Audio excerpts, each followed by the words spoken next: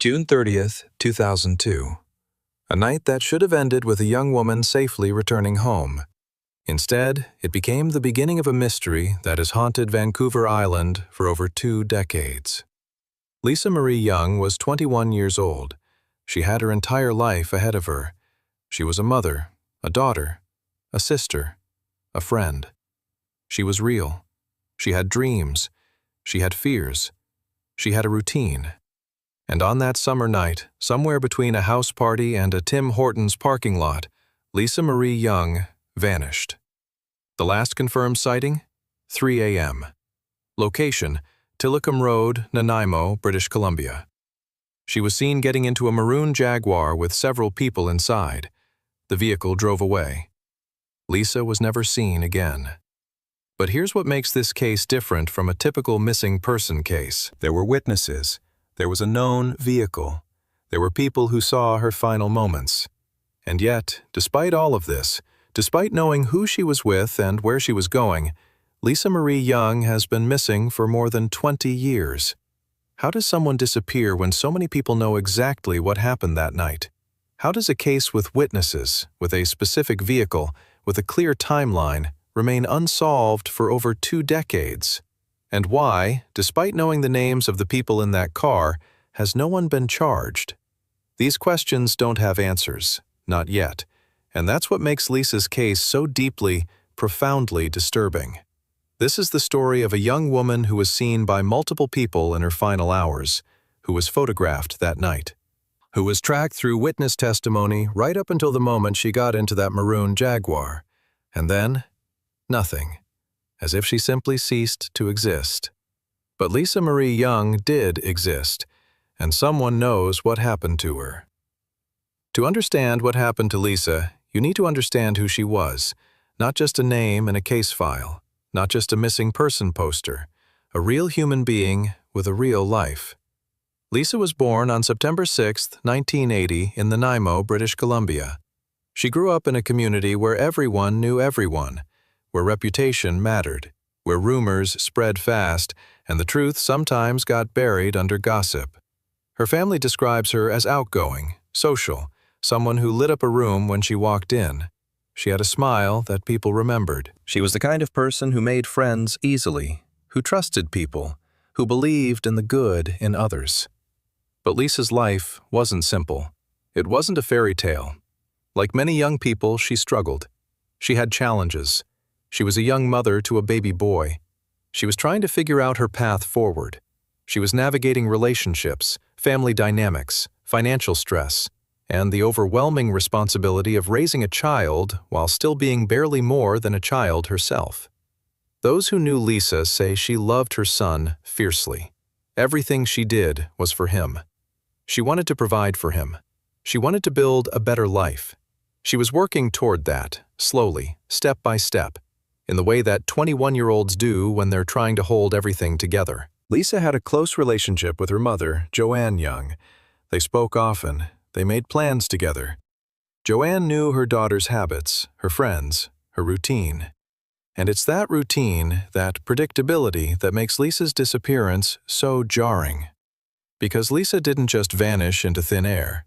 She vanished in the middle of a night where everything seemed normal, where she was doing what she always did, going out with friends, having fun, living her life.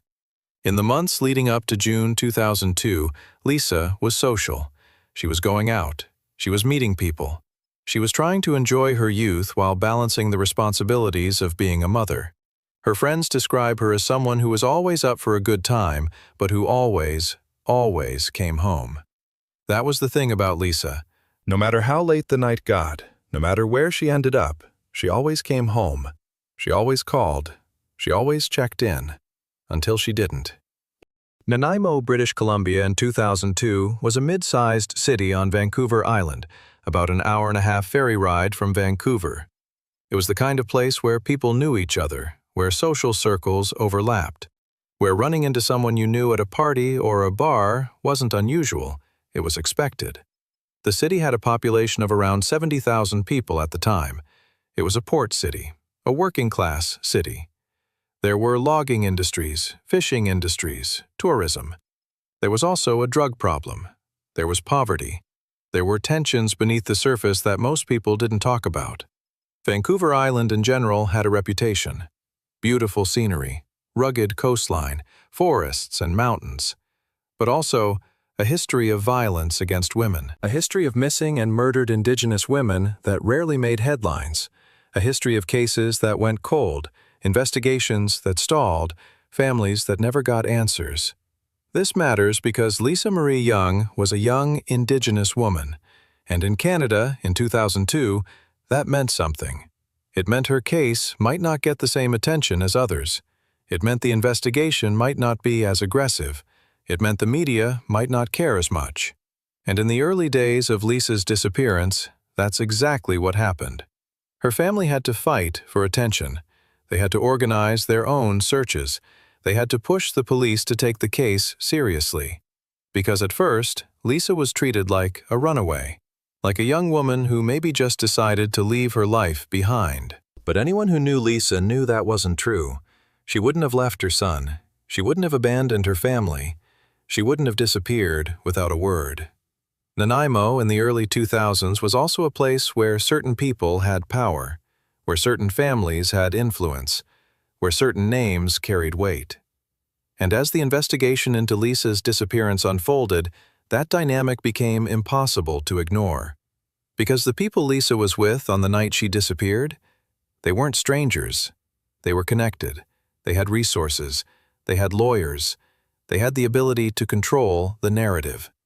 And that's one of the reasons this case has remained unsolved for so long. The days leading up to June 30th, 2002 were unremarkable. Lisa was living her normal life. She was spending time with her son. She was making plans. She was talking to friends. There's no indication that anything was wrong. No signs of danger. No warnings. No premonitions. In the weeks before her disappearance, Lisa had been social. She'd been going out with friends, attending parties, meeting new people. She was young. She was trying to have fun. There's nothing unusual about that.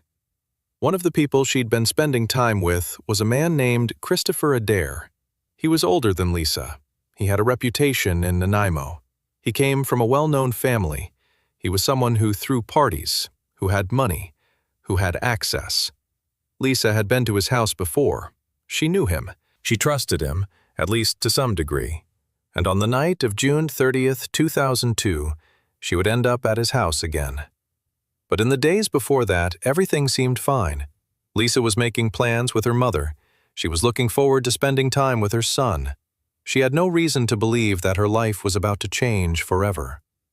On June 29th, the day before she disappeared, Lisa was in good spirits. She spoke to her mother on the phone. They made plans for the following week.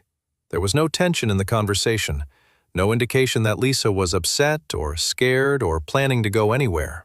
She was just living her life, day by day, moment by moment. And then came June 30th. June 30th, 2002 started like any other day. Lisa spent time with her son. She spoke to her family. She made plans for the evening. She was going to go out with a friend. Nothing unusual, nothing concerning. Her friend, 20-year-old Melissa, was someone Lisa trusted. They'd known each other for a while. They'd gone out together before. Melissa was someone Lisa felt comfortable with. The plan was simple. Go out for the evening, have some fun, maybe hit a few parties, and then head home. Around 11 p.m., Lisa and Melissa went to a nightclub called The Brick House, located in downtown Nanaimo. It was a Saturday night. The place was packed. Music was loud. People were dancing, drinking, socializing. Lisa was in good spirits. Witnesses who saw her that night say she seemed happy, relaxed. She was wearing a distinctive outfit, baggy blue jeans and a burgundy long-sleeved shirt. She had her hair down. She was carrying a small purse. She looked like any other young woman out for a Saturday night.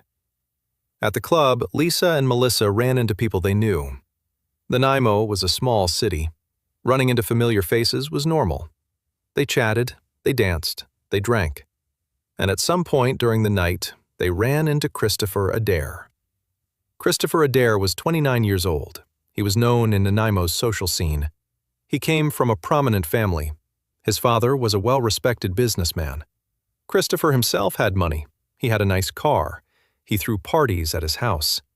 He also had a reputation. Some people liked him, some people didn't trust him. But he was the kind of person who attracted attention, who had influence, who people gravitated toward, whether out of genuine friendship or because of what he could provide. Lisa knew Christopher. She'd been to his house before for parties. She'd spent time in his social circle. So when she ran into him at the brick house, it wasn't strange. It wasn't alarming. At some point in the early hours of the morning, around 1:30 a.m., Lisa, Melissa, Christopher, and a few other people left the brick house. The plan, as it was understood, was to head to a house party, Christopher's house. This is important. Lisa wasn't forced. She wasn't coerced, at least not in any way that was visible to others. She went willingly. She was with her friend Melissa. She felt safe. They drove in Christopher's vehicle, a maroon Jaguar. It was a distinctive car. People noticed it. People remembered it. The group arrived at Christopher Adair's house on Brookwood Terrace around 2 a.m. The house was in a quiet, upscale neighborhood. Large homes, well-maintained lawns, the kind of place where people minded their own business. Inside the house, there were other people. Music was playing. People were drinking. It was a typical house party. Lisa was seen by multiple witnesses inside the house. She was socializing. She was talking to people. She seemed fine. But as the night went on, something shifted. Around 3 a.m., Lisa wanted to leave. She was ready to go home. She wanted to get back to her son. She had plans the next day. She was done partying. But there was a problem. Melissa, her friend, wasn't ready to leave. Melissa wanted to stay longer. So Lisa made a decision. She decided to find another way home. And this is where everything changes. At approximately 3 a.m. on June 30th, 2002, technically now July 1st, Canada Day, Lisa Marie Young left Christopher Adair's house. She didn't leave alone. She got into the maroon Jaguar with several other people. Witnesses saw this happen. They saw Lisa get into the car. They saw the car drive away. One of the witnesses was Melissa, Lisa's friend. She watched Lisa leave. She didn't think anything was wrong. She assumed Lisa was getting a ride home. But Lisa never made it home. According to witnesses, the car drove to a Tim Hortons on Tillicum Road, just a few minutes from Christopher's house. Tim Hortons is a Canadian coffee and donut chain, open 24 hours. At 3 a.m., it's one of the few places still open in Nanaimo. Multiple witnesses saw the maroon Jaguar in the Tim Hortons parking lot. They saw people inside the car. They saw Lisa. This is the last confirmed sighting of Lisa Marie Young. The car left the Tim Hortons parking lot sometime between 3:15 and 3:30 a.m. And after that, nothing. No sightings, no phone calls, no contact. Lisa vanished. When Lisa didn't come home the next morning, her family started to worry. Lisa always came home. She always called. She always checked in. Joanne Young, Lisa's mother, tried calling her daughter's cell phone. No answer. She called Lisa's friends. She called people who might have seen her the night before. And that's when she learned about the party at Christopher Adair's house. That's when she learned about the maroon Jaguar. That's when she learned that Lisa had been seen leaving in that car. But where did she go after that? Who was she with? Why hadn't she come home? Joanne reported Lisa missing to the Nanaimo RCMP on July 1, 2002, less than 24 hours after she was last seen. But the response was not what the family hoped for. In the early days, Lisa's case was treated as a possible runaway situation. The police seemed to believe that Lisa might have left on her own, that she might show up in a few days. But her family knew better. They knew Lisa wouldn't leave without her son. They knew something was wrong. In those first critical hours and days, time was slipping away. Evidence was disappearing. Memories were fading. And the people who were with Lisa that night were already lawyering up. The investigation into Lisa's disappearance was complicated from the start. First, there was the issue of jurisdiction. The Nanaimo RCMP handled the case initially, but as it became clear that Lisa was not a runaway, the case was transferred to the Integrated Homicide Investigation Team, or IHIT, which handles major crimes in British Columbia. But this took time, precious time, time when evidence could have been collected, time when witnesses could have been interviewed before their stories changed or before they had time to coordinate with lawyers. Second, there was the issue of cooperation. The people who were with Lisa that night, particularly Christopher Adair, were not cooperative. They hired lawyers almost immediately. They refused to speak to police without legal representation. They gave minimal statements, and legally, they had every right to do that. But morally? Ethically? When a young woman has disappeared and you were the last person seen with her, the refusal to cooperate speaks volumes. The police searched Christopher Adair's house. They searched his car, the maroon Jaguar. They collected evidence. They interviewed witnesses. But what they found, or didn't find, has never been fully disclosed to the public. What we do know is this: despite having a clear timeline, despite knowing who Lisa was with, despite having a specific vehicle, despite having witnesses, no one has ever been charged in connection with Lisa's disappearance. The family organized searches. Volunteers combed through forests, parks, beaches, ravines. They put up posters. They spoke to the media. They did everything they could to keep Lisa's name in the public consciousness. But as the months turned into years, the case went cold. In 2019, 17 years after Lisa disappeared, there was a significant development. The RCMP announced that they were treating Lisa's disappearance as a homicide. They no longer believed she was missing. They believed she was dead, and they had a suspect. While the RCMP did not publicly name the suspect, it was widely understood to be Christopher Adair. He was the person Lisa was last seen with. He was the person driving the maroon Jaguar. He was the person whose house she had been at. In 2022, 2 decades after Lisa vanished, Christopher Adair was arrested. He was charged with second-degree murder in connection with Lisa's disappearance. It seemed like, finally, there would be justice for Lisa and her family. But in 2023, the charges were stayed. The Crown prosecutors decided they did not have enough evidence to proceed to trial. The case against Adair was dropped. This was devastating for Lisa's family. After 20 years of waiting, after finally seeing someone charged, the case fell apart. The reason given was lack of evidence. Without a body, without forensic evidence, without a confession, it's incredibly difficult to prove murder beyond a reasonable doubt. But here's what haunts people about this case. Everyone knows who was with Lisa that night. Everyone knows what car she got into. Everyone knows where she was last seen. And yet, no one has been held accountable. The media coverage of Lisa's case has been inconsistent at best, shameful at worst. In the early days, when Lisa first went missing, there was minimal coverage. A few local news stories, a missing person poster, but nothing compared to the media frenzy that often accompanies cases involving young white women. Lisa was a young Indigenous woman, and in Canada, that matters. The crisis of missing and murdered Indigenous women and girls, known as MMIWG, is a well-documented tragedy.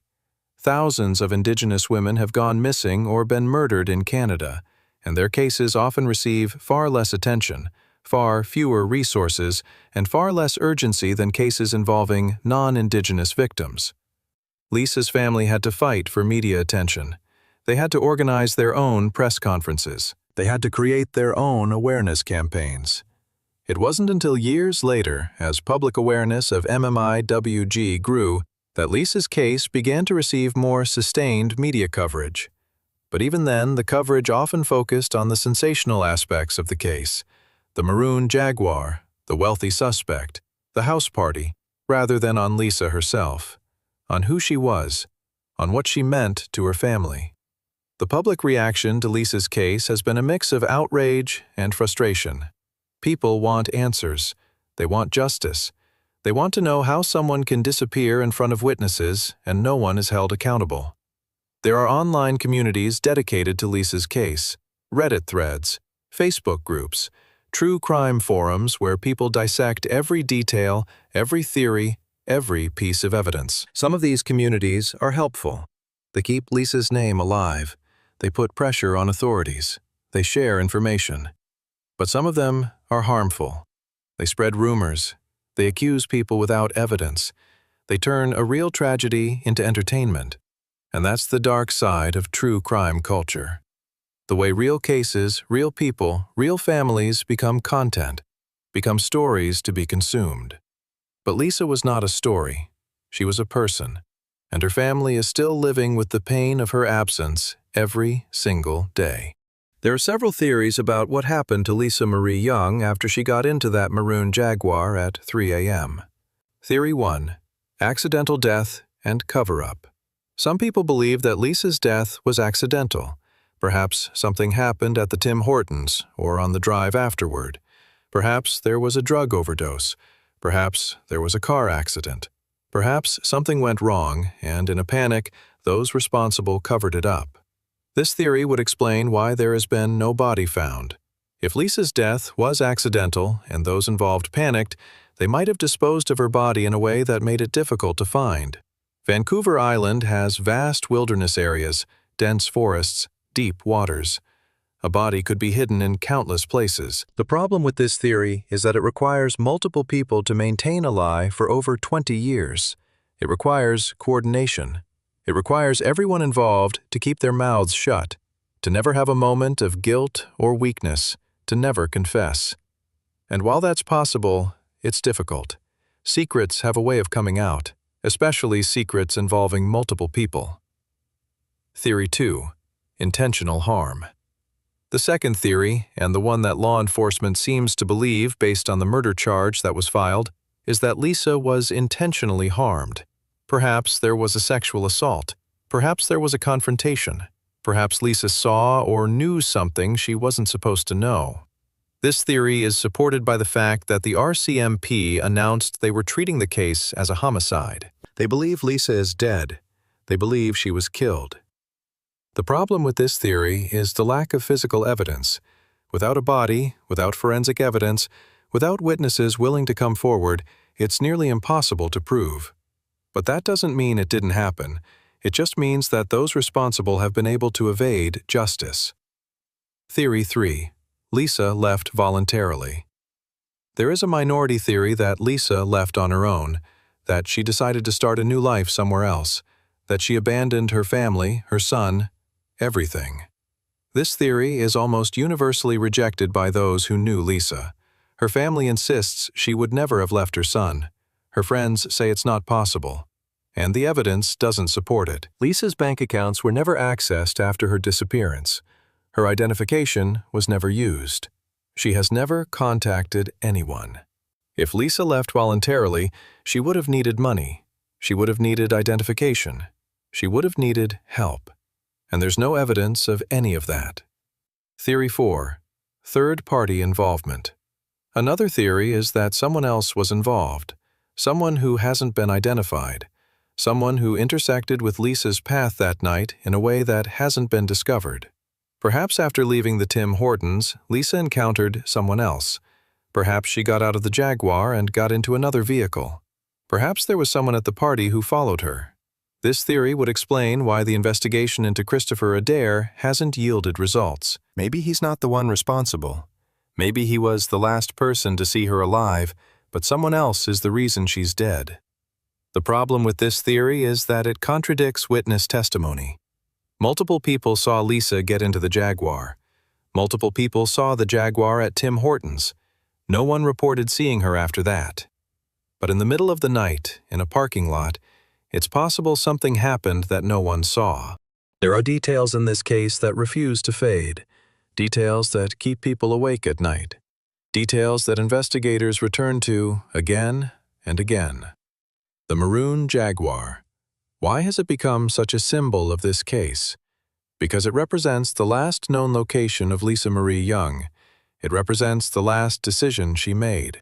It represents the boundary between her life and whatever came after. That car was searched. But what was found? What evidence was collected? The police have never fully disclosed this information, and that silence fuels speculation. Was there blood? Were there signs of a struggle? Or was everything clean? Too clean. The Tim Hortons stop. Why did they stop there? Was someone hungry? Was someone getting coffee? Was it a planned stop or a spontaneous decision? Witnesses saw the car in the parking lot. They saw people inside. But what were they doing? What were they talking about? What happened in those minutes? And then the car left. Where did it go? The police have tracked the route. They know the streets the Jaguar traveled. They know, based on cell phone records and witness statements, approximately where it went. But they've never said where Lisa's body might be. They've never pointed to a specific location and said, "We think this is where it happened." Does that mean they don't know? Or does it mean they're protecting the integrity of the investigation? The people in the car. Christopher Adair was driving, but who else was there? Witnesses report multiple people in the vehicle. Who were they? What are their names? What have they said? Some of these people have been interviewed by police. Some have given statements. But those statements have never been made public, and that raises questions. Are these people protecting someone? Are they protecting themselves? Or do they genuinely not know what happened? There's also the question of opportunity. If someone harmed Lisa, they had to dispose of her body. They had to do it quickly, before the sun came up, before people started their day. That's a very narrow window, a few hours at most. So where could they have gone? What locations could they have accessed in that time frame? Vancouver Island has logging roads. It has beaches. It has forests. It has water. It has countless places where a body could be hidden and never found. Search teams have combed some of these areas. Cadaver dogs have been deployed. Ground-penetrating radar has been used.